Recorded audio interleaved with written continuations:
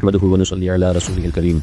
Prophet Muhammad, peace be upon him, said, "If a fly falls into the drink of any of you, let him dip it in, then remove it, for one of its wings contains a disease and the other contains a cure." तो हज़रत मोहम्मद सल्लल्लाहु अलैहि वसल्लम ने 1000 साल पहले ये फरमा दिया कि अगर एक मक्खी आपके किसी खाने पीने की चीज़ में गिर जाए तो उसे डुबा दो और फिर निकाल दो, क्योंकि उसके एक पर में बीमारी है और दूसरे में इलाज है। अल बुखारी 3320। इस पर हुई रिसर्च पर चर्चा कर लेते हैं।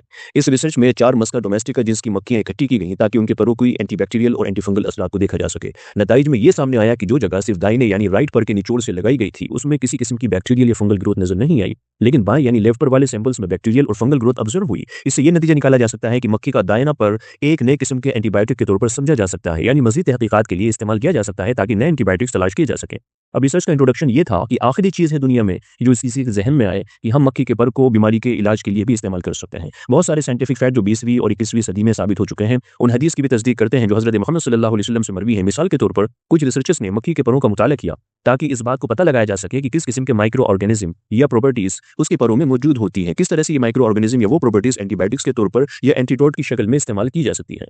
इस तहकीकात में मस्का डोमेस्टिका जींस की मक्खियां इकट्ठी की गई और उनके परों का निचोड़ तैयार किया गया था। हर एक पर को अलग अलग टेस्ट किया गया ताकि ये देखा जा सके कि कौन सा पर एंटीबाइक्रोबियल असरात रखता है या एंटीडोट का असरात रखता है, यानी दाहिने और बाएं परों के एक्सट्रैक्ट को अलग अलग मीडियम्स में कल्टीवेट किया गया और फंगल और बैक्टीरियल ग्रोथ का ऑब्जर्वेशन किया गया। रिजल्ट्स बेहद चौंकाने वाले थे। नतीजा ये सामने आया कि जो मीडियम दाहिने पर के निचोड़ से लगाई गई थी उसमें किसी किस्म के बैक्टीरियल या फंगल ग्रोथ पेश नहीं आया, लेकिन बाएं पर वाले एक्सट्रैक्ट्स में बैक्टीरियल फंगल ग्रोथ ऑब्जर्व हुई। ये नतीजे ये जाहिर करते हैं कि मक्खी के दाहिने पर में कुछ ऐसे असरात हैं जो माइक्रो ऑर्गेनिज्म की ग्रोथ को रोक सकते हैं। आइए तो रिसर्च के वाज़ेह डिस्कशन कर लेते हैं। ये तहकीकात इस बात को मजीद वाज़ेह करती है कि मक्खी के दाहिने पर में कुछ ऐसे एंटीमाइक्रोबियल एजेंट्स मौजूद हैं जो फ्यूचर के एंटीबायोटिक्स की तलाश में मददगार साबित हो सकते हैं। इससे पहले भी कुछ तहकीकात हुई हैं जिसमें मक्खी के परों का एंटीमाइक्रोबियल असरात देखा गया है, लेकिन यह पहला मुताला है जो डायरेक्ट एंटीमाइक्रोबियल और एंटीफंगल एक्टिविटी के तौर पर मक्खी के दाएं और बाएं पर के असरात को अलग अलग टेस्ट करता है। इस रिसर्च में नतीजे ये सामने आते हैं कि मक्खी के दाहिने पर के निचोड़ एक पोटेंशियल एंटीबायोटिक का सोर्स हो सकता है। मजीद तहकीकात की जरूरत है ताकि ये देखा जा सके कि इसके असरात किस हद तक फायदेमंद है और इसे क्लिनिकल ट्रायल्स के जरिए किस तरह दरियाफ्त किया जा सकता है। ये तहकीकात ये भी जाहिर करती है कि इस्लामी तालीमात में